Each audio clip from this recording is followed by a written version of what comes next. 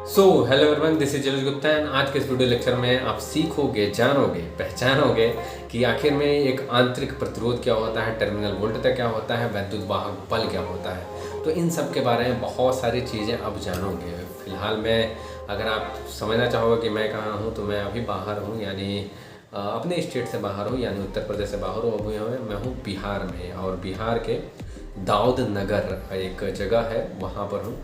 और अच्छा खासा जगह है और होटल में हूँ, लेकिन वीडियोस रुकने नहीं चाहिए। कुल मिलाकर कहने का मतलब ये है। तो वीडियोस आपके बनते रहते हैं, क्योंकि हमारे पास पूरा पूरा सेटअप मैं लेकर के चलता हूँ अपने बैग में, ठीक ना।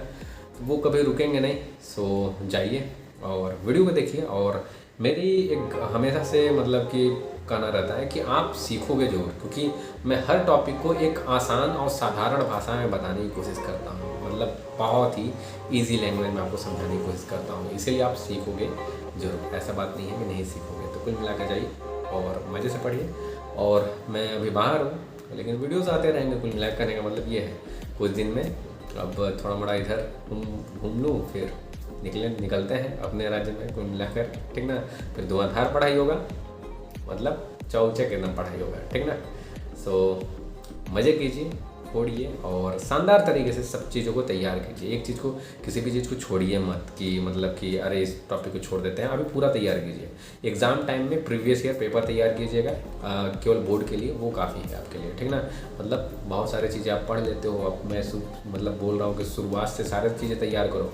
एग्ज़ाम टाइम में उतना टाइम नहीं रहता था, प्रीवियस ईयर पेपर जो नोट्स तैयार किए उसको पढ़ लो बस, तो उससे अच्छे मार्क्स आएंगे। मतलब 90 अबव कैसे भी आएंगे यार, वो मेरी गारंटी है। लेकिन इस तरीके से पढ़िए कि अभी सारा के सारे चीज़ों पर ध्यान दीजिए। उसके बाद क्या कीजिएगा कि उसके बाद आप मतलब एग्ज़ाम से पहले प्रीवियस ईयर पेपर भी तैयार कीजिएगा, ठीक ना। अभी शानदार से जाइए, पढ़िए, और बाकी होटल है, कोई दिक्कत नहीं है हमें, ठीक ना। जाइए पढ़िए है बच्चा। और हम डिस्कस करते हैं सेल का विद्युत वाहक बल, टर्मिनल वोल्टेज एवं आंतरिक प्रतिरोध। और ये एकदम बेस है, ये आधार है किरचॉफ लॉ का। अगर इसको झन्नाटेदार तरीके से समझ जाए तो किरचॉफ लॉ तो ऐसे उड़िया दोगे। तुम क्या कर दोगे? उड़िया दोगे। किरचॉफ लॉ क्या कर दोगे भैया? उड़िया दोगे। बात समझ में आ रहा है कि नहीं? तो अगर आपको समझना है ढंग से किरचॉफ लॉ को, तो इसको शानदार तरीके से समझो बच्चा। क्या बात समझ में आ रहा है कि नहीं? ठीक, तो चलते हैं। और ये सेल का विद्युत वाहक बल, टर्मिनल वोल्टेज, आंतरिक प्रतिरोध यानी electromotive force, terminal voltage and the internal resistance के बारे में समझ लेते हैं। ठीक, तो चलते हैं, ठीक ना। तो इस टॉपिक को समझने के लिए चलो इसको शानदार तरीके से एक अलग से पेज पे समझते हैं, क्योंकि फिगर में अगर आपको वन बाय वन ड्रा करके बताऊंगा ना, सिखाऊंगा ना, तो आप ज्यादा बेटर तरीके से समझ पाओगे, ठीक ना। तो चलते हैं यार, देर कौन सा, चलो ले चलो सर। देखो ऊपर ही पेज है, खाली पेज है हमारा। चलो इस पे आप समझते हैं। देखो अब हमारे पास बहुत सारी चीजें हैं समझने के लिए, जैसे सेल का विद्युत वाहक बल, टर्मिनल वोल्टेज, आंतरिक प्रतिरोध क्या होता है, इन सब चीजों को समझना है।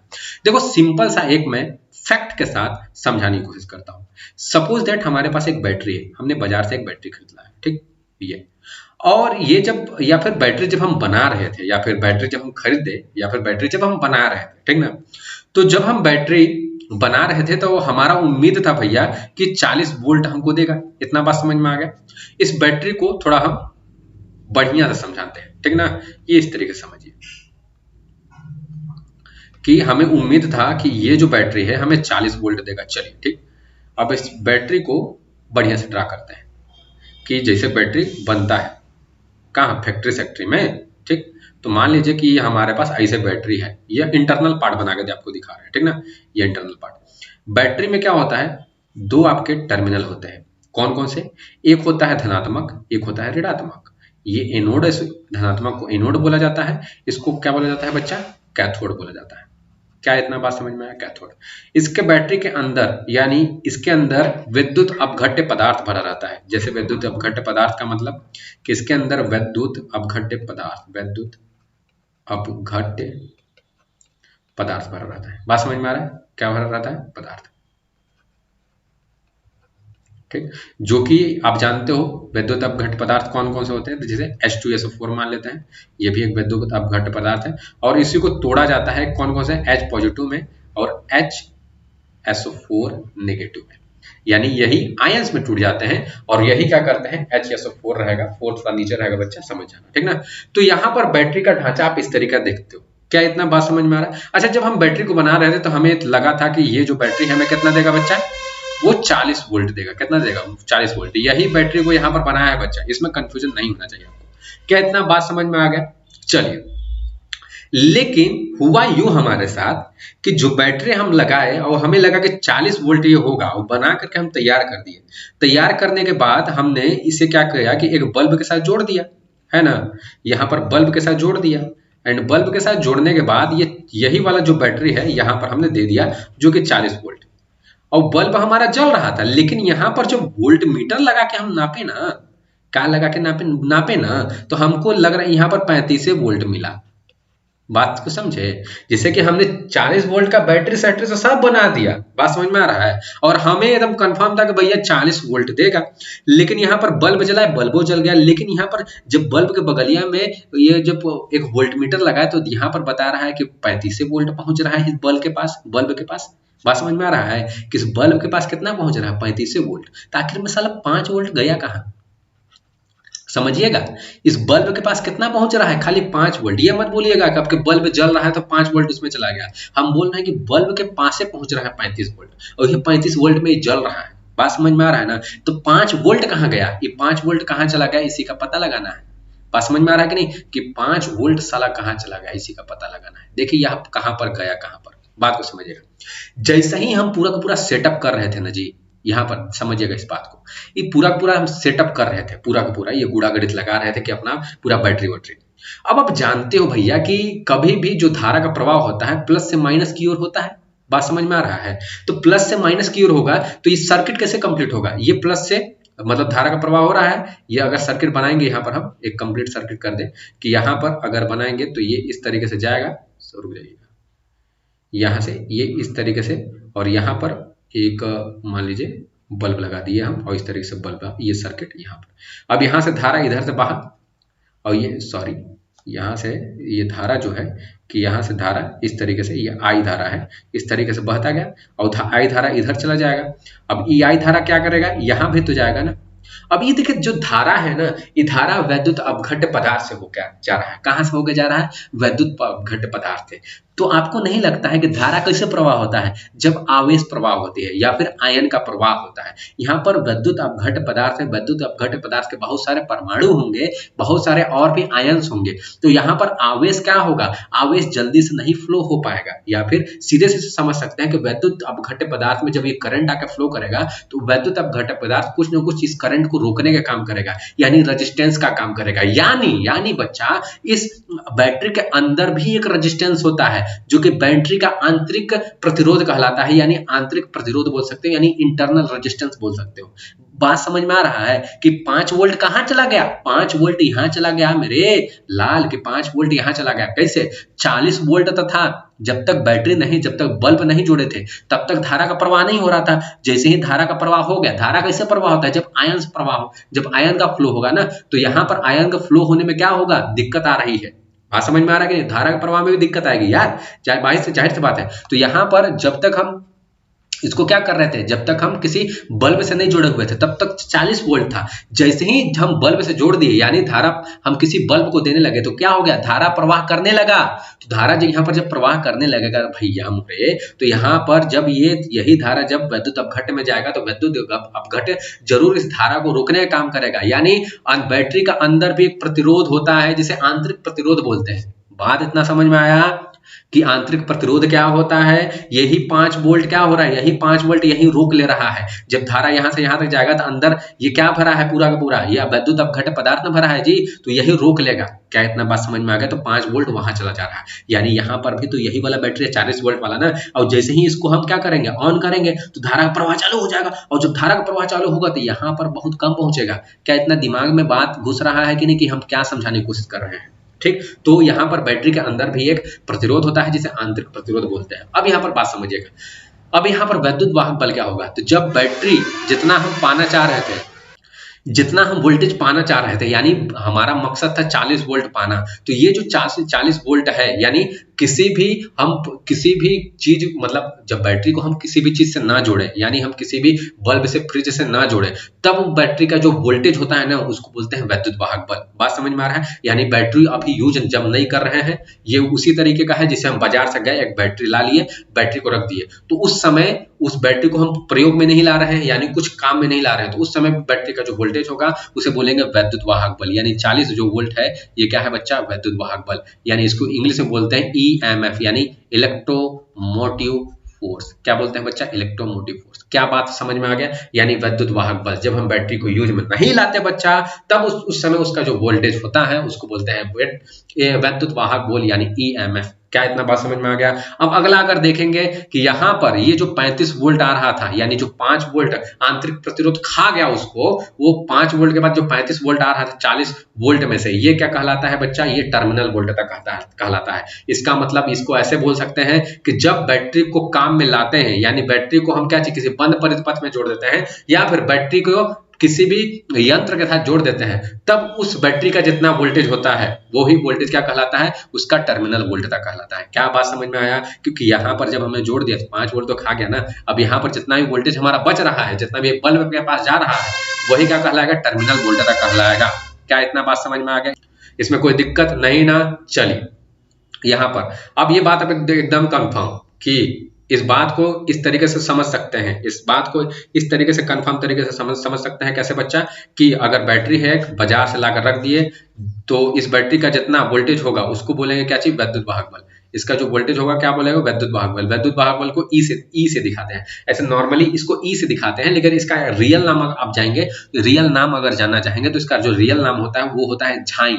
क्या होता है? झाई इसको बोला जाता है, ठीक ना? ऐसे ई बोल सकते हो। ये होता है वैद्युत वाहक बल, यानी बैटरी को बाजार से ले आए और ऐसे रख दिए, तो जो इसका वोल्टेज होगा उसको क्या बोलेंगे बच्चा? वैद्युत वाहक बल। अब इस बैटरी को क्या किया, हम किसी न किसी बल्ब से जोड़ दिए, तो बल्ब से जोड़ने के बाद इसका मतलब धारा प्राप्त करने लगे। तो मान लीजिए इसका वोल्टेज 50 वोल्ट था, तो अब इस बल्ब से जोड़ने के बाद इसका वोल्टेज कितना बच जाएगा? मान लीजिए 45 वोल्ट बच गया, तो ये हो जाए कहलाता है टर्मिनल वोल्टेज। क्या कहलाता है?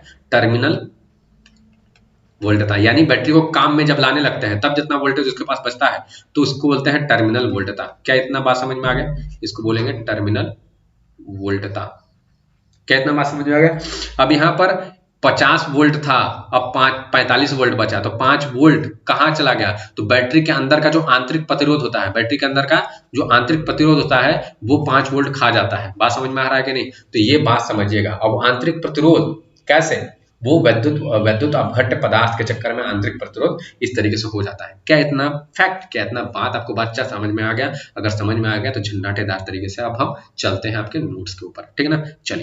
चलिए बच्चा, तो आप सबको समझ में आ गया होगा बच्चा। देखिए अब सेल का वैद्युत वाहक बल, टर्मिनल वोल्टेज, ये सारे की सारी बातें आपको समझ में आ गए। फिगर वही है एकदम जस्ट, इसमें कोई बातें आपको ऐसी नहीं होगी कि समझ में नहीं आ होगा। देखिए एक एग्जाम्पल बहुत प्रसिद्ध है जो कि बहुत सारे टीचर्स देते हैं, वो समझ लीजिए कि इसको इस तरीके से समझ सकते हैं कि मान लीजिए कि 100 रुपया सरकार ने इरेज किया, कि 100 रुपया सरकार ने बोला कि जनता को जाएगा, अभी गया नहीं है, बस सरकार ने बोला।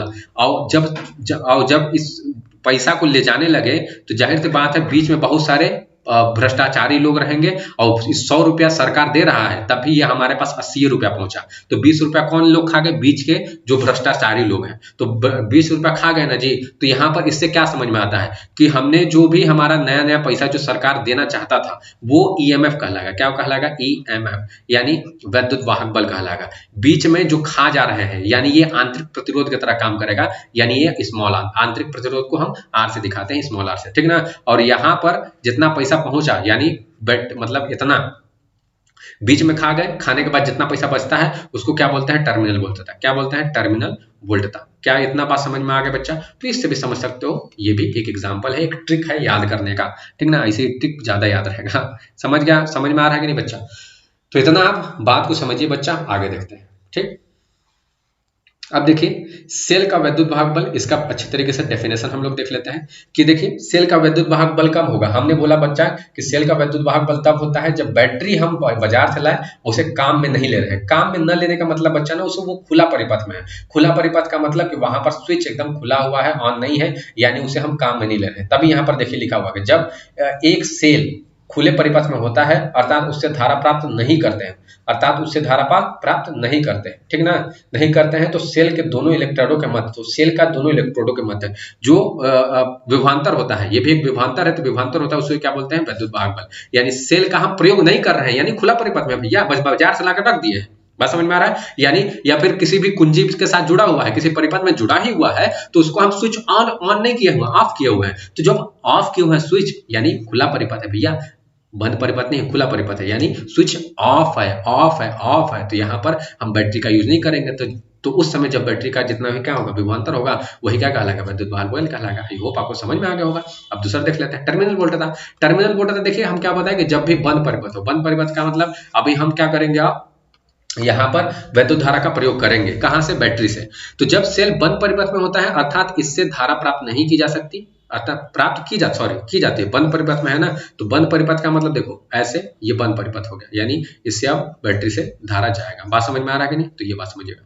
तो सेल के दोनों इलेक्ट्रोडों के मध्य, सेल इस तरीके से था, दोनों इलेक्ट्रोडों के मध्य जो विभवांतर होगा, ठीक ना, विभवांतर जो होगा वो क्या कहलाता है, टर्मिनल वोल्टेज, इसे बी से प्रदर्शित करते हैं। क्या बात समझ में आ गया बच्चा, इतना बात समझ में आ गया होगा, आगे चलते हैं। अब यहाँ पर देखिए आंतरिक प्रतिरोध, विद्युत धारा के मार्ग में बैटरी के वैद्युत अपघट्य पदार्थ, बैटरी के अंदर वैद्युत अपघट्य पदार्थ होता है, तो यही वैद्युत अपघट्य पदार्थ क्या करता है, करंट को फ्लो नहीं होने देता है। करंट से पहले आगे आप आवेश के बारे में सोचा कीजिए बच्चा के, आवेश को फ्लो नहीं होने देगा, फिर करंट को भी फ्लो नहीं होने देगा। तो वैद्युत धारा के मार्ग में बैटरी के वैद्युत अपघट्य पदार्थ द्वारा उत्पन्न रुकावट को सेल का, बैटरी का, ये सेल या बैटरी का आंतरिक प्रतिरोध कहा जाता है, इसे आर से दिखाया जाता है। क्या बात इतना समझ में आ गया बच्चा। टर्मिनल वोल्टेज को देखो इससे, इस वी से दिखाते हैं बच्चा, इस वी से, यानी इस वी से, और यहाँ पे वैद्युत अपघट्य पदार्थ को इस ई से दिखाते हैं, जिसको झाई भी बोला जाता है। क्या इतना बात समझ में आ गया बच्चा। अगर इतना बात समझ में आ गया बच्चा, तो झन्नाटेदार ये कुछ नहीं है टॉपिक आपके सामने। अब किरचॉफ का जो सेकंड लॉ है ना, उससे आप झन्नाटेदार तरीके से समझ जाओगे इस लॉ को जानने के बाद। क्या बात समझ में आ रहा है। अब देखो थोड़ा सा इसके फॉर्मूले के बारे में बात कर लेते हैं, तो चलिए फॉर्मूले के बारे में बात कर लेते हैं, ठीक। तो यहाँ पर देखिए, अब मान लीजिए भाई साहब कि यहाँ पर देखिए ये वाला जो पूरा का पूरा सिस्टम है, बताते हैं ये क्या है। ये देखिए हमने अभी आपको आंतरिक प्रतिरोध के बारे में बताया। तो जो आंतरिक प्रतिरोध होता है ना बच्चा, वो हमेशा बैटरी के बगल में होता है, एकदम जस्ट बैटरी के बगल में। ये आंतरिक प्रतिरोध है, और इसको किससे दिखाएंगे, स्मॉल आर से। ये हमारा एक बैटरी लगा हुआ है, अब इसका वैद्युत वाहक बल, यानी ये वोल्टेज ही है बच्चा, ये समझिएगा। अब बच्चा एक बात समझिए, एक आप एकदम सिंपल सा फैक्ट ये बात जानते हो कि जितना आप दोगे उतना ही तो कोई लेगा ना। जैसे आप किसी को 10,000 रुपया दे रहे हो, तो 10,000 रुपया लेगा, 20,000 तो ले लेगा। आप सोचो कैसा बात कर रहे हैं। तो यहाँ पर बस एक पॉइंट याद रखना बच्चा कि जितना आप दे रहे हो किसी को, उतना ही वो लेगा। यानी अगर हम ई दे रहे हैं वोल्टेज, तो ई वोल्टेज ही सब में बटेगा। बात समझ में आ रहा है कि नहीं। तो यहाँ पर देखिए, यहाँ से अगर जाएंगे तो यहाँ पर ये जो आई और इंटू में आर, यहाँ पर ये वोल्टेज बढ़ गया बच्चा, समझिएगा। आई इंटू में आर, यहाँ पर एक वोल्टेज बढ़ गया। अरे क्या चीज, ओम्स लॉ से ये भी तो वोल्टेज है ना भाई साहब, आई इंटू आर। तो यहाँ पर एक वोल्टेज बढ़ जाएगा जो कि आई इंटू आर हो जाएगा। देखिए अब यहाँ से एक करंट गया, यहाँ पर भी तो एक रेजिस्टेंस है ना, तो यहाँ पर भी एक वोल्टेज बढ़ जाएगा, जिसको आई इंटू स्मॉल आर बोलेंगे। बात समझ में आ रहा है। तो ये भी एक वोल्टेज है, बात समझ में आ रहा है। यहाँ पर भी एक वोल्टेज हो गया। ये क्या होता है, कहलाता है टर्मिनल वोल्टता कहलाता है। बात समझ में आ रहा है। ये आंतरिक प्रतिरोध पर वोल्टता है, इसको समझिएगा बच्चा। यहाँ पर इसको आंतरिक प्रतिरोध पर वोल्टता बोलते हैं, और ये टर्मिनल वोल्टता होता है, ये वैद्युत वाहक बल होता है। क्या इतना बात समझ में आ गया बच्चा। तो जितना हम वोल्टेजवा दे रहे हैं वही तो बराबर आएगा ना, यहाँ से इस वोल्टेज के बराबर, यहाँ से इस वोल्टेज के बराबर, ये भी एक वोल्टेज है, तो I R plus I R वही हो जाएगा। क्या बात समझ में आ रहा है। बहुत कॉमन सा चीज हम बताने की कोशिश कर रहे हैं कि जितना देंगे भैया वही वोल्टेज के फॉर्म में बदलेगा। यहाँ पर आई इंटू आर था, तो आई और आर को मल्टीप्लाई करेंगे तो वो आप जानते हो कि वहां पर वी ही आता है, यानी यहाँ पर वी ही आएगा। यहाँ पर भी एक वोल्टेज है, लेकिन इसके बारे में डिनोशन नहीं दिया गया, मतलब कोई भी डिनोट नहीं किया गया है कि आई इंटू आर को क्या लिखेंगे, लेकिन इसको वी लिख सकते हैं। ये भी वोल्टेज है यार, आई इंटू आर मतलब धारा इंटू प्रतिरोध, तो वोल्टेज ही तो होगा। तो जितना दिए उतना ही बट गया। क्या बच्चा बात समझ में आया कि नहीं, ये बात बताइए। आ गया सर, बवाल करवा दिया आ गया। देखिए अब इसका नामकरण देख लीजिए। नामकरण क्या हो जाएगा कि ई बराबर में विद्युत वाहक बल, ये क्या टर्मिनल वोल्टता कहलाता है। ये आंतरिक प्रतिरोध पर विभवांतर की हानि, या फिर देखो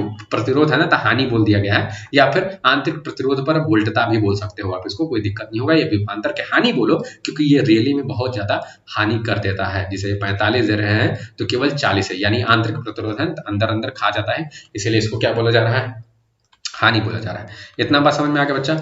अब उसी फॉर्मूले को कि वी ई बराबर में वी प्लस में आई आर आप लोगों ने पढ़ रखा है, तो ये देखो अब जो ई है, जो आई आर है, आई आर को इधर ले गए, आई आर को इधर ले जाएंगे तो क्या हो जाएगा, यहाँ पर हो जाएगा ये प्लस में है तो ये माइनस में हो जाएगा, जाहिर सी बात है।